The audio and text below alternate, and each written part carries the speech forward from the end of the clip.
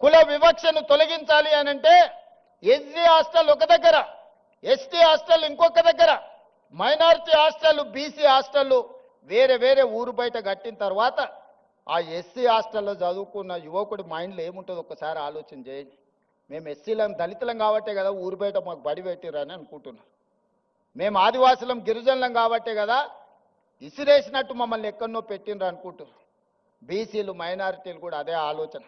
అందుకే ఈ వివక్ష పోవాలి, మనందరం మనుషులుగా కలిసి ఉండాలి, మనలో మానవత్వము నిండాలి అని అంటే వీటిని తొలగించాలి, కులం అనే అడ్డుగోడల్ని తొలగించాలి.